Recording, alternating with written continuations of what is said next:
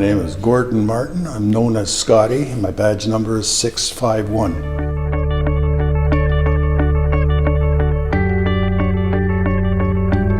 When I retired in 2006, I was a platoon chief.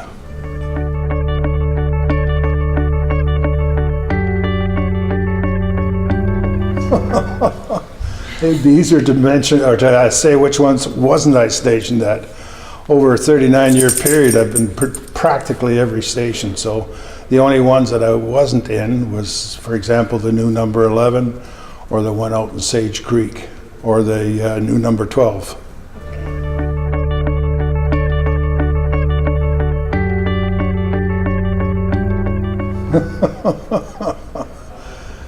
When I got out of the military, I went to work at a company called Advanced TV, and there was a guy there who was a firefighter who was working part-time, and he suggested I join the fire department, and each week he'd say, did you go down and put your application in? And finally, to get him off my back, I went down and put my application in.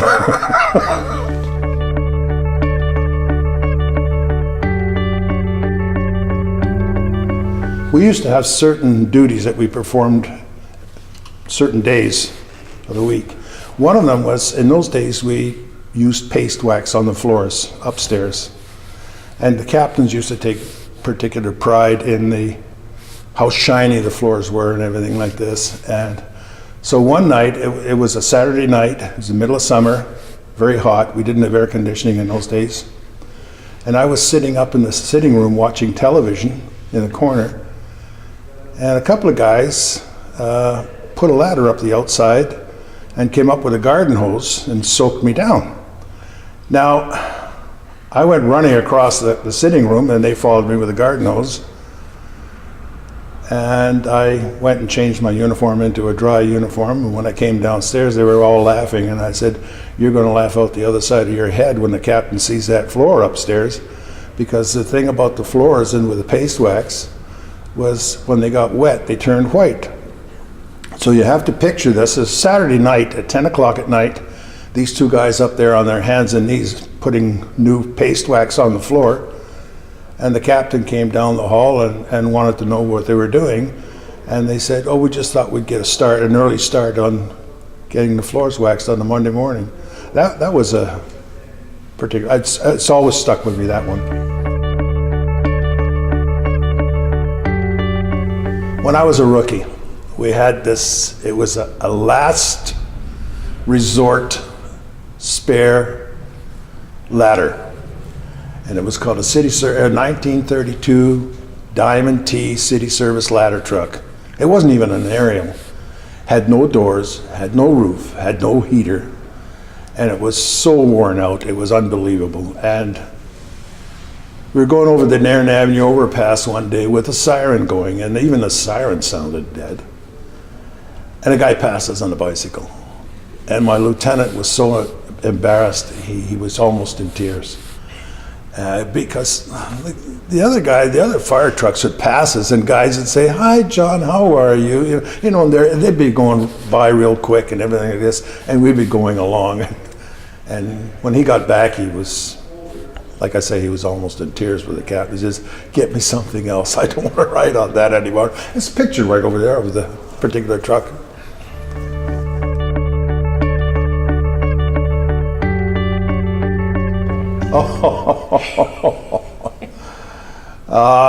As you probably can see, I have a rather ruddy complexion. So when I was a platoon chief, their favorite nickname for me was Furnace Face, because every time I get angry, my face would get beet red, and so that was the way I got that name. But however, they never said it to my face.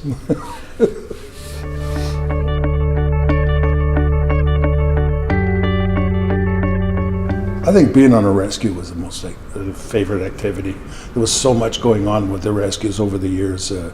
When we had fewer rescues than we have now, and there were more fires, and we were picking up patients and taking them to hospital.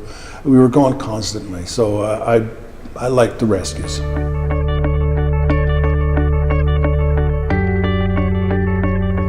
I think the whole thing was the best part of my career.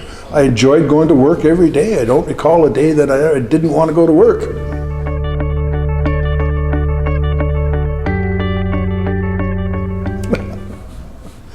Oh my God, that is so much different from when I started. One of the things I used to say was the greatest difference from when I started from when I finished was, when I started we used to get cats out of trees. We don't get cats out of trees anymore. But everything has changed so much, it's changed even so much since I retired. I don't recognize it.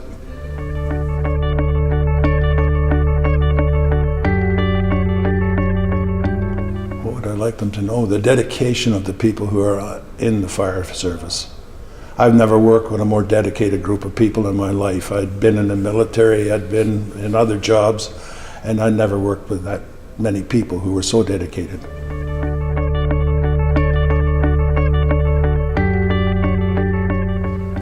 Get used to the shifts. Get used to them not being there when you have a social event, missing Christmas, missing New Year's, missing birthdays. But you can always adapt how you go about social functions and things like that when you have someone in the department.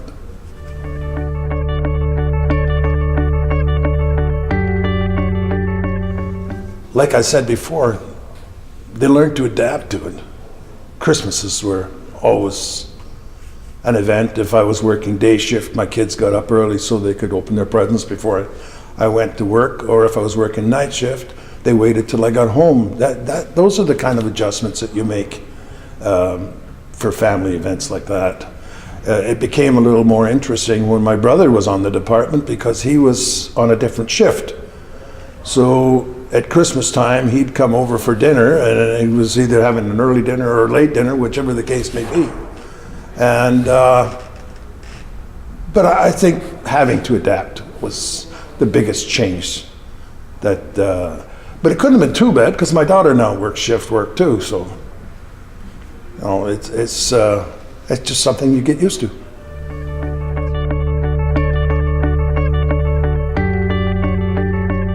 It's a difficult journey for anyone nowadays to become a firefighter. You go through, you have to apply to the various colleges. You have to be accepted on a competitive basis. You have to go through the college itself. And then when you come out, you have to compete again to get a job on a fire department. It's a very, very involved process now. It's not like when I joined, when the department would train you.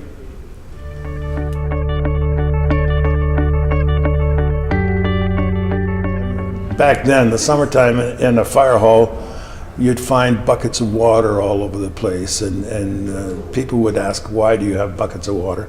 Well, there was water fights going on. If you're a firefighter, get used to water. It's part of life.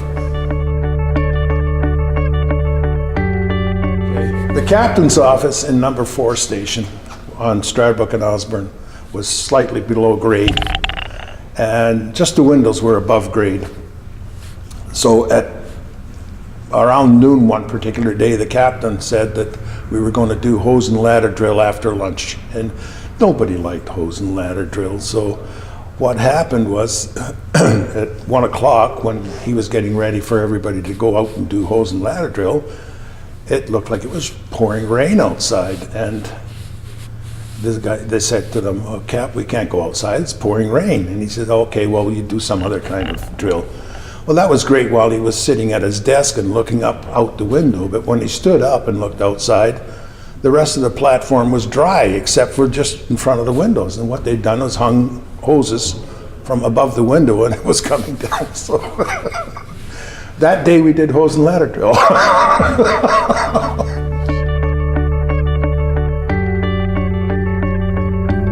Well, I mentioned that already. I was on the rescue. That was so much fun. We used to, 3 o'clock in the morning one night, we'd been going all night long, and we were on our way back from a call, and this one guy he was driving that night, and he said, I love my job, and people don't understand it. And I thought, boy, is that ever true? You know, we were having so much fun, and we hadn't stopped all night.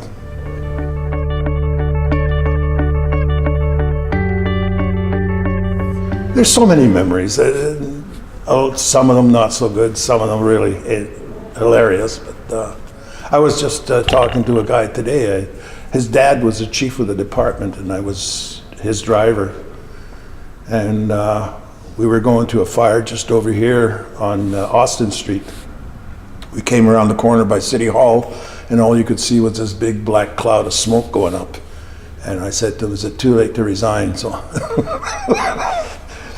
I don't think he enjoyed my sense of humor at that time. So.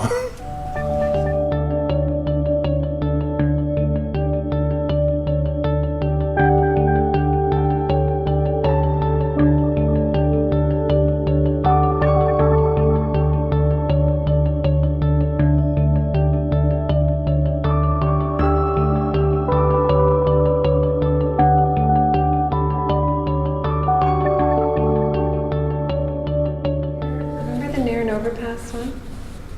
Oh. Was it one here? It was. Hold on a second. Oh, someone's using the bathroom upstairs. Someone's using the bathroom upstairs. All right. How about the one with the rain outside? Oh, that one. Okay. Any more? I think that's all the questions we have for now. Okay. Good. Yeah, that was Do a lot of editing.